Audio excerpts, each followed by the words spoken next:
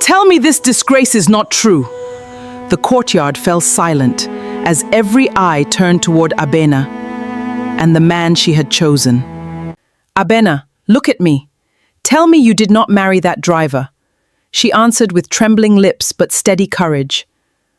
I married Kojo. Out of all the men in Accra, you chose a man who sleeps in bus stations and comes home smelling like diesel? Her mother's face hardened. Then take that clean heart and leave my house. From today, you are on your own. People think shame begins when a person becomes poor. But sometimes shame begins when a family becomes proud. Madame Serwaa Mensah was one of the most admired women in Accra. She owned textile shops in 3 major markets.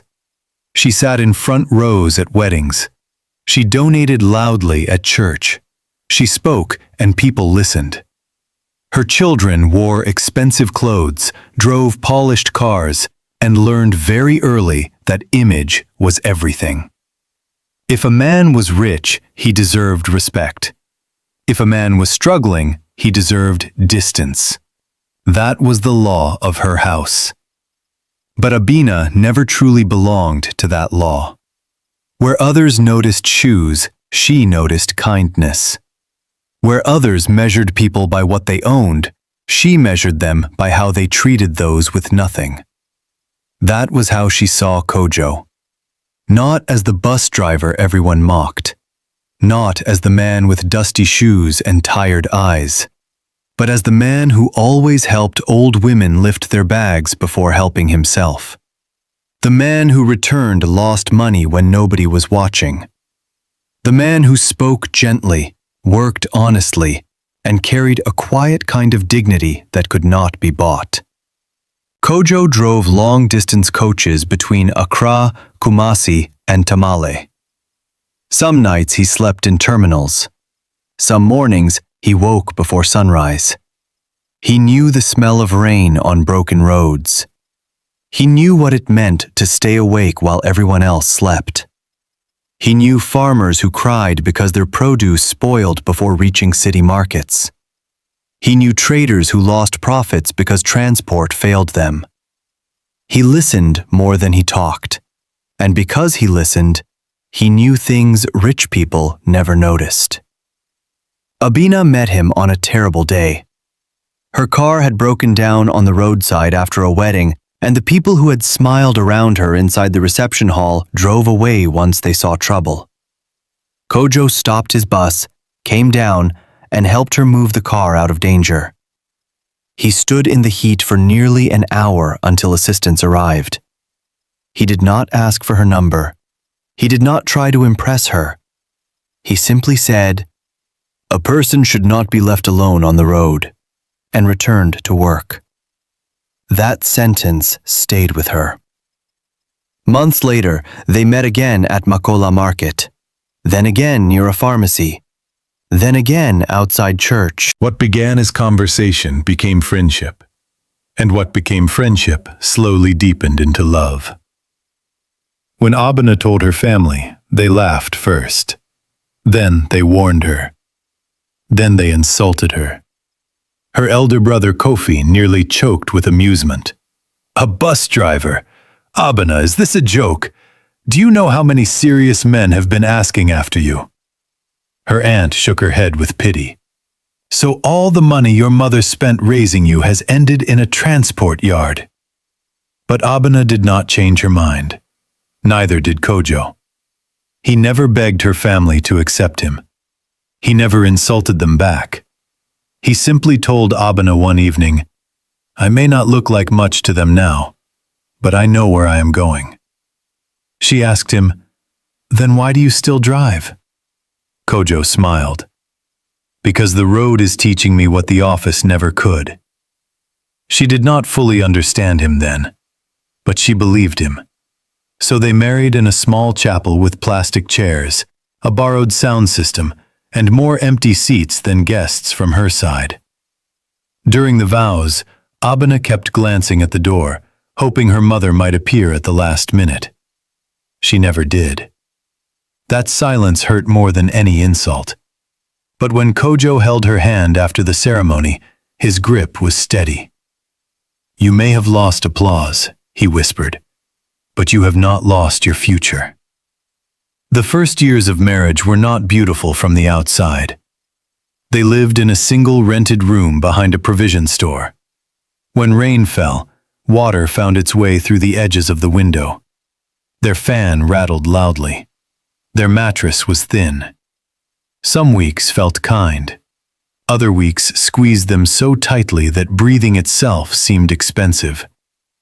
Kojo continued driving. Abena began frying bofrot before dawn and selling them to shopkeepers.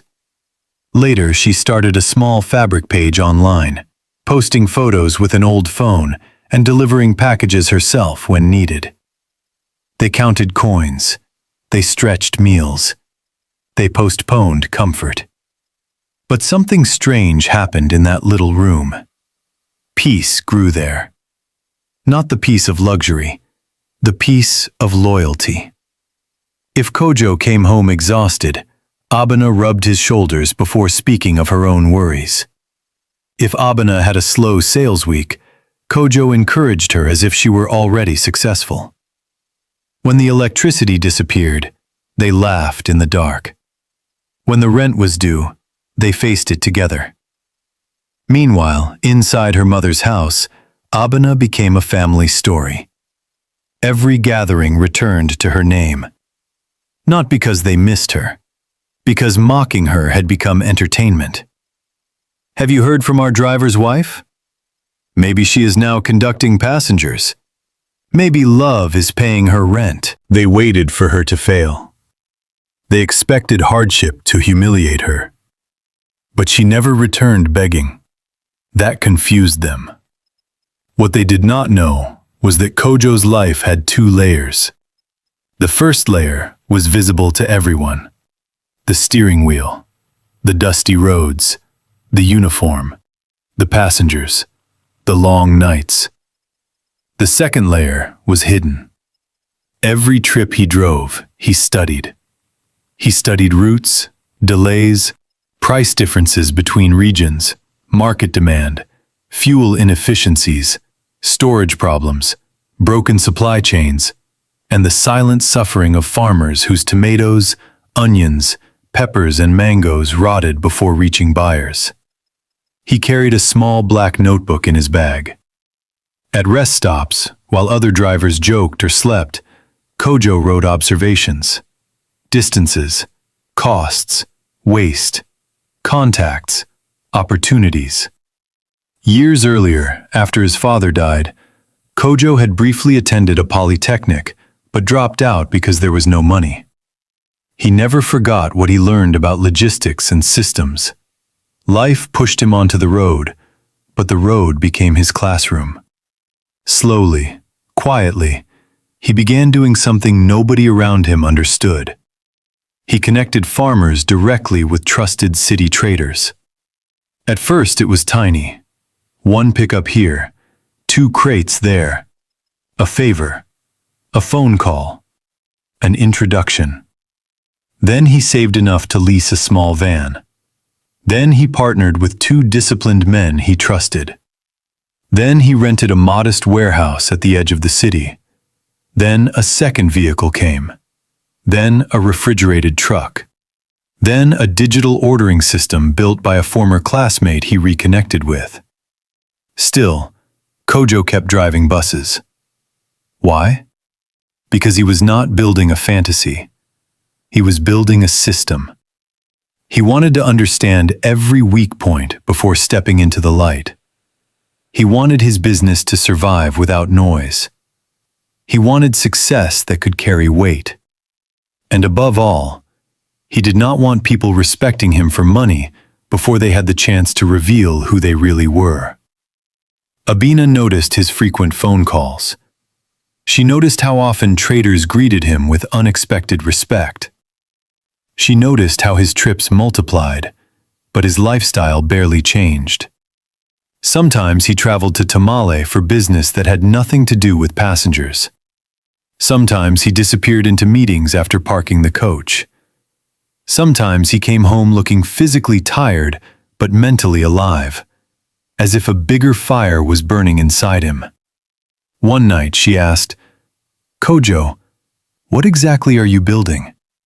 He looked at her for a long moment and answered carefully, "A road that will feed people." She laughed softly. "That sounds like one of your mysterious proverbs." "One day," he said, "you will see the whole sentence." Then came a difficult season. Abena became pregnant after years of waiting. Their joy filled every corner of that small room. Kojo bought tiny socks from a roadside stall and hid them under the pillow like treasure. Abena began speaking to the unborn child when she was alone, telling the baby stories of a future brighter than the room they lived in. But during her 7th month, complications came suddenly. One frightening night, Kojo rushed her through heavy rain to the hospital, praying at every traffic light.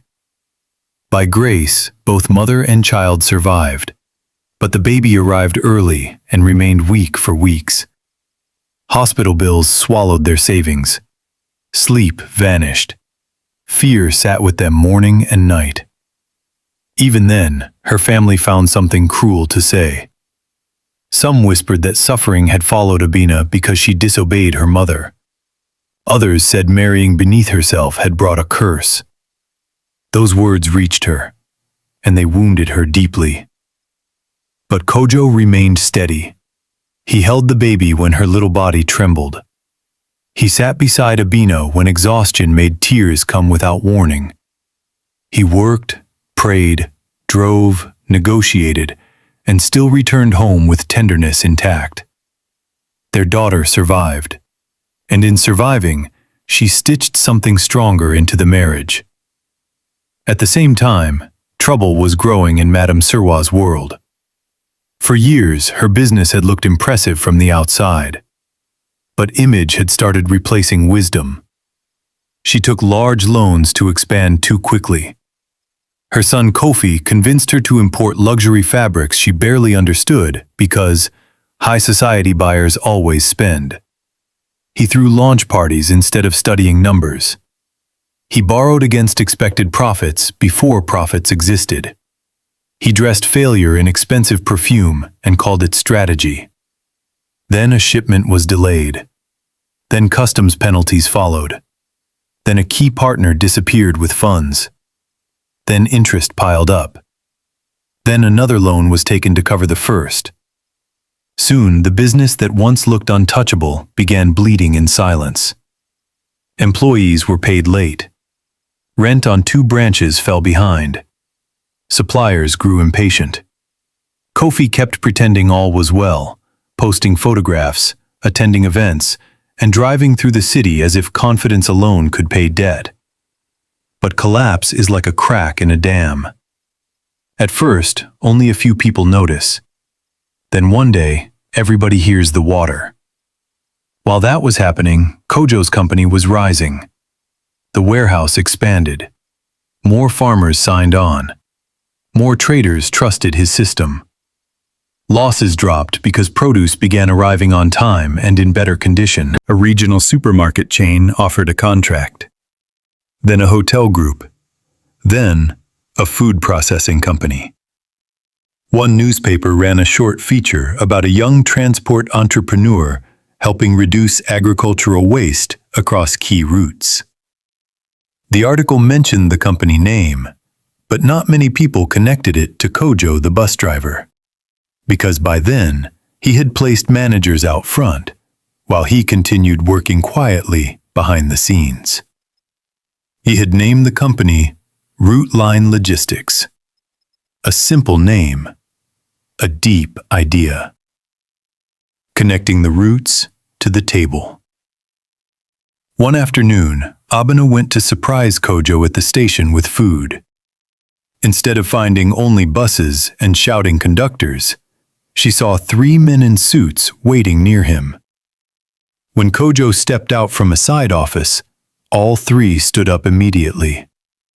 One of them said, "Chairman, the Bolgatanga numbers need your signature before evening."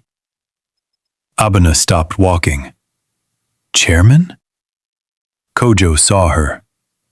For the first time in years, real panic crossed his face.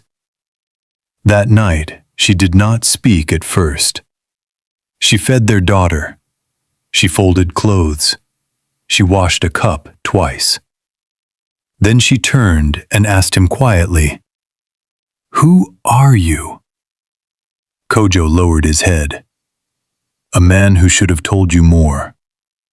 He explained everything, not with pride, not with performance, with honesty. The notebooks, the routes, the warehouse, the trucks, the contracts, the company, the growth, the reason he kept driving, the reason he kept waiting.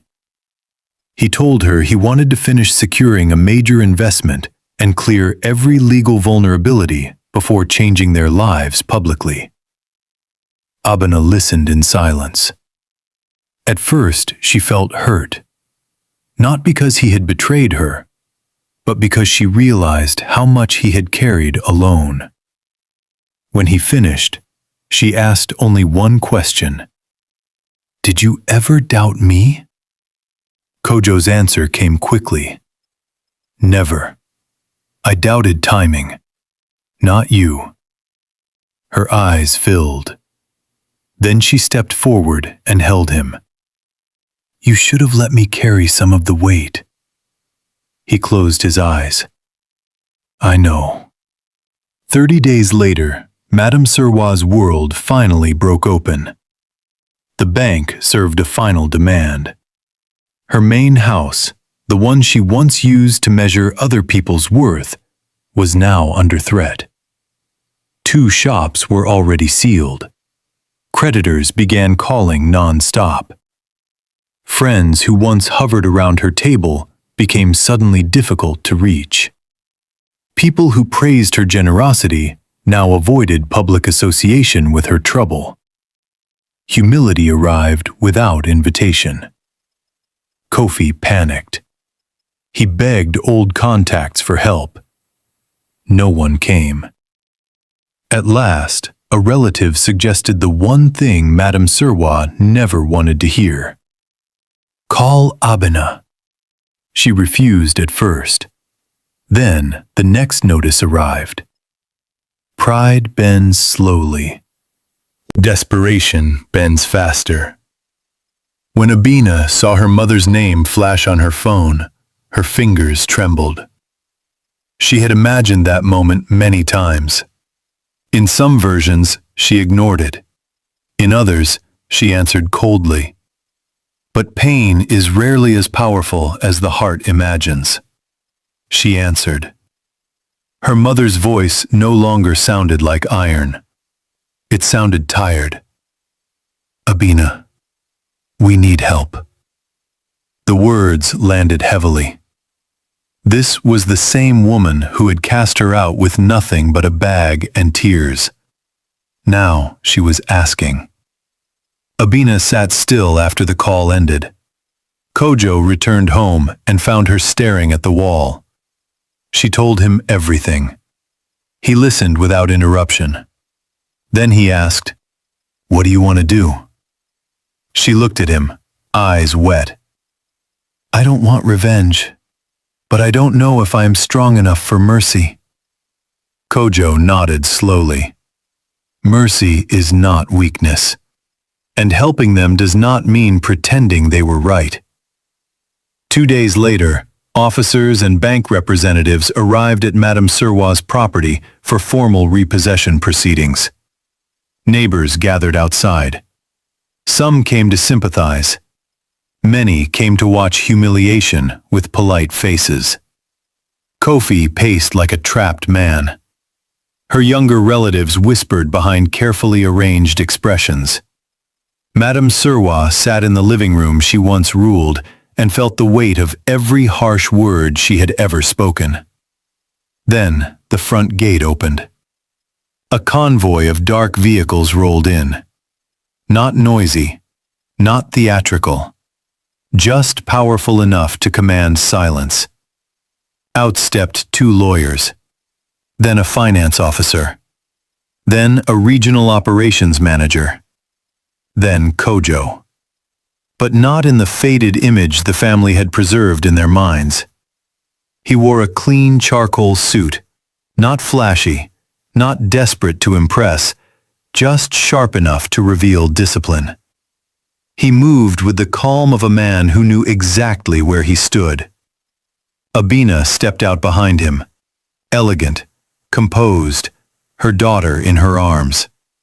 For a second, nobody spoke. One relative whispered, "Is that not the driver?" Kojo greeted the room respectfully. "Good afternoon." Madame Serwaa stood slowly, confusion battling shame on her face. Kofi laughed nervously. "So what is this? Did you come to witness history?" One of the lawyers opened a folder. "We are here regarding the secured obligations attached to this property and associated business assets." Kofi frowned. "What does that mean?" "It means," the lawyer said evenly, "the debt in question has been acquired." "Acquired by who?" He turned a page. "By Rootline Holdings." Another page. "On authorization from Mr. Kojo Badu, founder and executive chairman." The room went still. Not quiet. Still. The kind of stillness that feels like the air itself has stopped moving. Madame Serwaa blinked as if the words had entered the wrong house. "Founder?" Kofi stared at Kojo. "This is a joke." Kojo said nothing. The lawyer continued. "Rootline Logistics and its parent holding group now control the debt instruments affecting this property and the outstanding supplier settlements tied to the Mensah retail operations."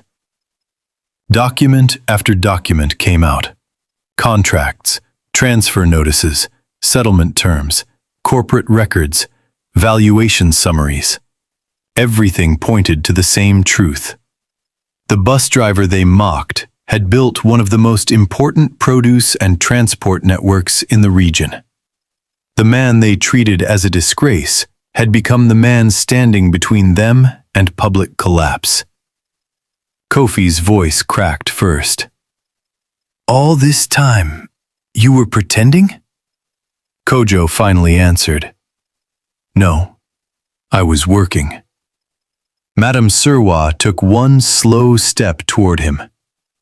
"Why did you never tell us?" Kojo's eyes rested on her without anger. "Would you have listened? When I came to your house with honesty, you saw only dust on my shoes. If I had arrived with convoys and titles, you would have called me son.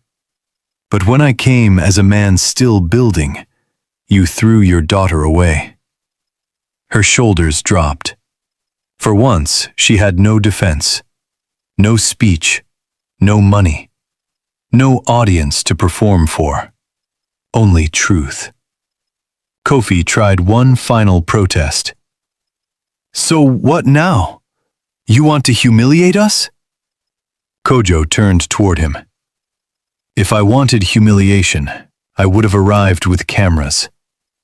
I came with documents." Then he placed a second folder on the table. "These are the conditions." The house tensed. Abena looked at him carefully. Kojo spoke with calm authority. "The home will be protected from repossession. Essential supplier debts for the old shops will be settled. Staff owed salaries will be paid. But the business will not continue the way it was. There will be no more reckless borrowing, no more fake appearances, no more decisions made to impress people who vanish when trouble comes." His gaze shifted to Kofi. "And you will work. Not as director, not as boss. You will enter our regional operations training program and start from the bottom. If you want dignity, earn it. Kofi's face burned with insult. But somewhere behind the insult, truth had already entered. Then Kojo turned to Madame Serwaa. My help is not payment for your approval. I did not build all this so your family could finally decide I am worthy. I am doing this because Abena chose mercy, and I will honor the kind of woman she is. That broke her. Not the money, not the revelation. That sentence. Madame Serwaa sank to her knees. Her voice trembled. Abena, Kojo, I was wrong. Tears ran down her face without elegance. I called wisdom foolishness. I called dignity poverty. I threw away the child who loved me most because I worshipped appearance. Can you forgive me? Abena stood frozen. The memories rushed back. The shouting. The gate. The bag in her hand. The long walk into uncertainty. The nights of pain. The mockery. The silence at her wedding. Then she looked at her daughter in her arms. She looked at Kojo. And she saw clearly that forgiveness was not saying the wound never happened. It was refusing to let the wound become the future. She bent down and helped her mother stand. I can forgive you, she said softly. But we must never go back to who we were. Madame Serwaa nodded through tears. I don't want to. The days that followed changed the family in ways money never could. The house remained standing, but something more important had fallen and needed rebuilding. Pride. Kojo did not hand people easy comfort. He handed them structure. He paid workers first. He cleaned the books. He sold what needed to be sold. He stopped waste. He insisted on accountability. Kofi joined the training program bitter and embarrassed. The first time he was asked to inspect delivery crates in the sun, he nearly walked away. The first time he had to report to a supervisor younger than himself, his ego screamed. But slowly, reality began doing what family lectures never could. It taught him the cost of pretending. Months passed, then more. Madame Serwaa changed quietly. She stopped boasting. She stopped ranking people by display. At church, she sat without trying to be noticed. At home, she treated staff with gentleness they had never known from her before. Sometimes she visited Abena just to hold her granddaughter and sit in silence. Healing did not arrive in one dramatic moment. It came like morning. Slowly. Certainly. One evening, as the family gathered for a simple meal, Madame Serwaa watched Kojo laughing with the child she once feared would be born into disgrace. The house felt different now. Lighter. Truer. She turned to Abena and asked, How did you know? Abena smiled faintly. I did not know the future. I only knew his character. And that is the thing many people learn too late. Character is expensive. Not because it costs money. Because it costs ego, patience, discipline, loyalty, restraint, sacrifice, and truth. Many can look rich. Few can stay honorable when nobody is clapping. Many can make noise. Few can build quietly. Many can attract attention. Few can carry responsibility. Kojo had all but none of the packaging people worship, so they misjudged him. Abena saw what pride could not see, and that decision changed everything. If you laugh at humble beginnings, be careful. The person you dismiss today may be carrying tomorrow with both hands. The one whose clothes do not impress you may be building something your status cannot buy. The one you call ordinary may be the answer you will one day pray for. Because wealth can make a loud entrance, but real greatness often arrives softly. It learns. It serves. It grows in silence. And by the time the world notices it, it is already too strong to be denied. So before you reject someone because their season looks small, ask yourself a hard question. Are you judging their present, or are you too blind to recognize their future? If this story moved you, let me know in the comments what lesson stayed with you the most.